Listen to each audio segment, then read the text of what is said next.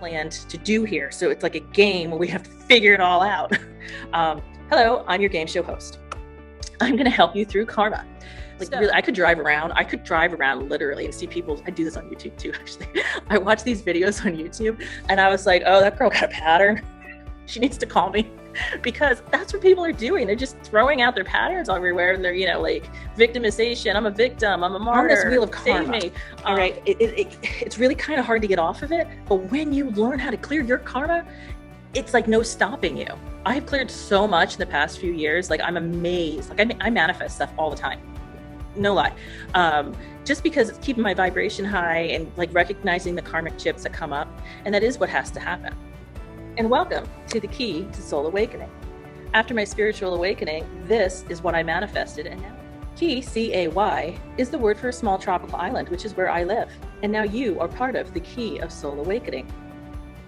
I use my background of spiritual awakening and all the bits and pieces that I've studied, along with my spirit guides on the other side and your spirit guides on the other side, to help viewers and clients alike move along on their spiritual path. Here we go. 3 myths about karma. All right. So karma is not the law of correspondence. All right. The law of correspondence is you get what you give out. Okay. It's like reciprocity. That's the law of correspondence. That is not karma. All right. And what we've done in this pop culture world of ours is we've taken this word karma and just applied it straight across all of the universal laws. Okay. And there's bits and pieces of karma in all of those universal laws, but it's not you get what you give. All right. So if you see somebody cut off like a police officer, I've seen those on YouTube, and then the police officer goes and gets him right away. That's the law of correspondence. You get back what you did. All right. The karma is actually part of us, and it's supposed to protect us in a very strange way. Stick with me here. Let's pretend that we are all houses and we have really ugly paint over us, really, really layers and layers of ugly paint. We haven't had anybody take care of our house for a very long time. You know, these houses that just kind of need gutted, but when they get gutted, it turns out they have good bones. That's what we all have, good bones. And the karma, the ugly paint that goes over top of the house, and there's layers and layers and layers and layers of it, because karma comes from our past lives. It also comes from our ancestors' past lives. If they didn't clear it, it gets passed down to us. But here's the secret. If you clear it, you're clearing your karma for you and your ancestors all the way up the line and your family all the way down the line. It's an amazing concept. But here we go. How do you get rid of house paint? You have to chip it, right? One chip at a time. So anytime you recognize it, there's a chip gone off. So you're working, that's how you clear karma, little by little, you paint chips. Here's the thing, to clear your karma is so simple. You simply recognize the karma when it comes to you. So, okay, postman comes to my door and he's a complete wank, and I get in a fight with him, true story. And, I knew I was right, and I knew there's something should have been done. And there's my anger, there's my right fighting, okay? And I realized there's my pattern. I walked away grumbling. I see it, I feel it, I release it, pattern. I see it, I feel it, release it, pattern. So those are the moments that you have to really clarify for yourself and not just right fight. Well, you do, no, you have to own it. So the difficult part comes next. When you start clearing your pattern, what you're going to end up having to do is you clear it, and the universe is like, great, they got this. And when a lot of paint chips fall down, that's when a large chunk's about to come, and life's going to get difficult. And this is when people usually give up, because they think a difficult life is you did something wrong, when really a difficult life is created for you to learn from it. And as soon as you learn that lesson, all of the chaos and difficulty is taken away. I promise, look around. Yeah, so that's generally when people give up, is when it gets really hard. But the thing is, when it gets hard and you've been clearing for a long time, you're doing it right. That's what you have to do. You have to make the hard decisions. You have to crack the wall that's around you. I have a client I'm going to tell you about, because karma, again, is not punishment, it's a balance. And this is the best story I can tell you about balance. So she came to me, she's probably as fairy princess as you can get. I wouldn't be surprised if she was coming to me with like a magical wand in her hand. And I mean, really, there's no way not to love this woman. Pretty and just so kind, and everything you would expect out of that word feminine. All right. Remember that. She came to me and she was saying she was having some self-esteem issues. She was also having trouble with her family and making friendships. And as I explored more with her, I realized that she turned in on herself, where she was punishing herself for not being good enough, which is a pattern. There's about 30 patterns I've identified so far, karmic patterns. So she turned in on herself and not realize that the karmic pattern was aligning with her ego and her false self in order to protect her from not being hurt again. Okay, so what wasn't she supposed to be hurt from? We went into a past life where she was a Hell's Angel biker over in, like, I think New Mexico. I think it was over there somewhere. And I mean, rough, the word masculine, as masculine as you can get. And he did some things that were not so nice, specifically to women. He loved his mother, loved his family, but his family was very, very unkind to him. And then he decided when he was going to prison that he was just going to end it, and he ended his life, and that's over. So now he's come back into this life as my perfect princess client. And I can hear her laughing. She laughs every time I talk about this story because nothing else explains balance better than this. So it's not the feminine, masculine and feminine, that's the balance. Although that is how she chose to come in this time, because maybe it would be a little easier for her. Balance is not as easy as, I was the dad, so now I'm going to be the mom, or I'm the mom and now I'm going to be the daughter. Balance is much more complicated than that. Here's an excellent example of when the pieces of our past lives and karmic patterns begin to fit together, with me, Holly, and Emily. Okay, so while I was editing this video, something happened in between when I recorded the content and I'm editing now. And what that is my best friend, Holly. And for those of you who've been following me since the very beginning, we all know about Holly. She's my best friend. I have 2 videos on her background story, which I'm going to link up there. And if you're interested, Holly, she got out of a very, very, very abuse relationship, and it was very hard for her. And what we have subsequently found out about this is that it was all part of her soul contract to be in this relationship and to learn how to love herself. Now, here's the big thing that happened. Between the time that I recorded the content that you're listening to right now and now talking to you, Holly had a QHHT session. And QHHT is devised by the illustrious Dolores Cannon, the late Dolores Cannon, who is one of my personal idols. She redefined past life regression. And so here we go. So there's 3 of us, okay? There's Holly, there's myself, and there's our friend Emily, okay? So what Holly found, her past life that we already knew about, was that she was a Roman soldier, and in this past life as a Roman soldier, she had a daughter and she was married. She was a man who was a Roman soldier, and she was going off to battle. There's this big lustrous story about it, and her best friend ended up getting killed. His name's Salazar. And she had Salazar's son with her on this horse while they were fighting this battle. And the son ended up getting pulled off the horse and horribly, horribly killed by the enemy.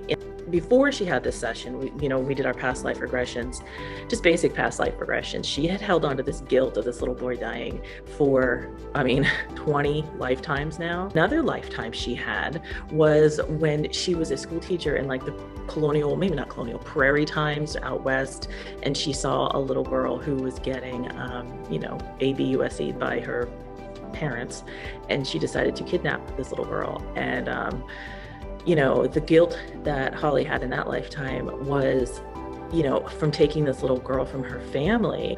And in this QHHG session, she found out that Salazar is now it's her spirit guide who's helping her through this life. And Salazar was actually her best friend in the Roman lifetime where he had gotten killed in that battle.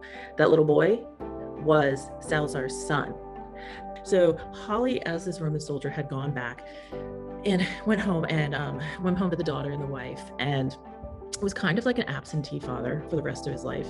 On his deathbed, he had said to them that he's never gotten over this death of this little boy, and he never will, and he hasn't will.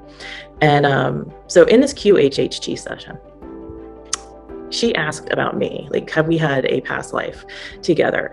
And the answer that Salazar, her spirit guide, and her subconscious gave her was that I was her daughter in that royal Roman lifetime where she was the army sergeant whose best friend Salazar got killed, and she felt responsible for the little boy getting killed. And I find it interesting for two reasons, okay? Number one is that I have this pattern of abandonment where, and I've talked about this before, love me, reject me, leave me, abandon me, which essentially is what sounded like happened in that lifetime where I was this little girl and I really didn't have a father because he was, off feeling guilty about this other little boy. And she's always had this compulsion to try to help me as much as possible in this lifetime, so much so that it was like breaking her down.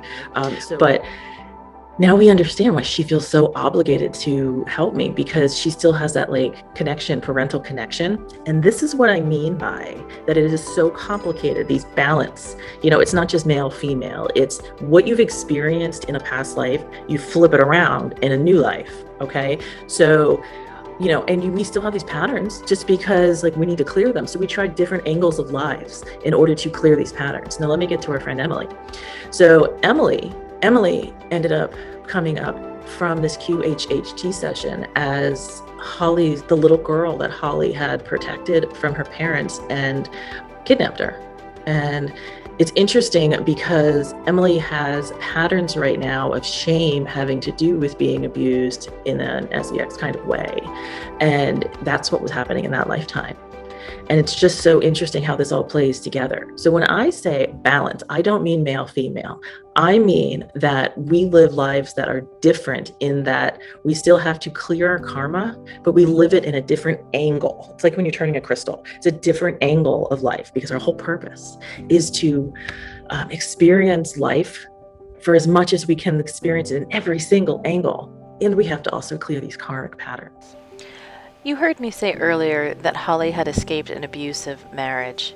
In this lifetime, Holly chose to come in as an abuse victim in mistakenly thinking she needed to make up for that little boy's death. In reality, there was nothing to forgive. She held on to the guilt herself at the soul level and is still clearing it to this day.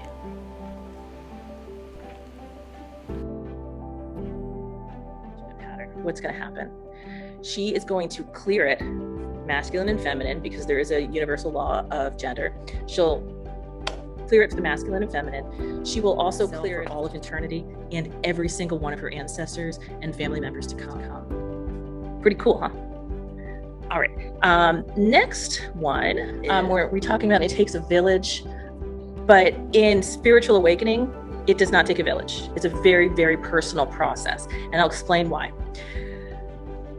When we recognize our karmic patterns, it is a very difficult thing for us to accept. I will be the first to tell you that I was very angry when I found out what my patterns were and how I had created my life the way it was. There was a moment I went, holy shit, Stacie, you are creating all of this. The way it was. I was very angry because I was so used to blaming everybody else that it was like, wait a minute, I did what? And then I realized, yeah, I did, and I keep doing it. So it's a very personal process. And when we get upset, who do we go to? We go to our friends, our family, who are loving and supportive and pretty much tell us what we want to hear, right? Comfort us, there. But are they always telling us the truth? Are they always telling us information that's actually going to help us? Probably not, because that information is not going to be taken very well by us. So in psychology, that would be called enabling. So when I say karma is a personal process, I mean, when you clear your karma, you have to go within yourself. I did it for, I want to say about 4 months. I didn't talk to anybody about it. I just wrote in my journals. I meditated in bulk every day. And it is because I needed to find those things myself. I needed to find how I got there myself, how I turned into that person who I really didn't like. You have to make the hard decisions. You have to crack the wall that's around you. all right, I'm going to stop in here again when we talk about, having to go within. So when I started my spiritual awakening and had to really come to terms with, the anger that was within myself, we were advised that Holly and I shouldn't be talking to one another about this because she tended to enable me and tell me. And now we know why. Recall in a past life, Holly was my father who was not there for me. Abandonment. This was my largest pattern in this lifetime, too. Holly also had guilt over the death of a young boy and the fate of a young girl. Coming into this life, Holly decided to help me when I was upset, except that she only wanted to help me feel better, not tell me the truth about how things were playing out, how I was creating certain things. That is enabling.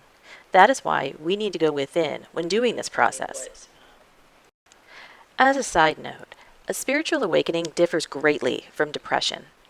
When in depression, a person absolutely needs to seek outside help. See my video on the dark night of the soul to understand the difference between depression and a spiritual awakening. And yeah, I was really angry when she decided to listen to that. And I heard the fact that she was never going to talk to me again. Although that's probably not what she said. That is what I heard. And I remember thinking, how am I supposed to do this when I don't even know what I'm doing and I'm supposed to do it by myself? But when I say, it does not take a village to clear your karma. In fact, you shouldn't even turn to the village. You need to turn to yourself, your guides, and the universe. I mean, absolutely 100% true. You need to face what you've done in your life and stop playing the victim. You have to make the hard decisions. You have to crack the wall that's around you. And that's where I come in. I help my clients get through their spiritual awakenings or their dark nights of their soul, so they're not alone. I guide them and point things out to them through a process that I have developed. And it's very, very successful in getting people to their highest and best lives.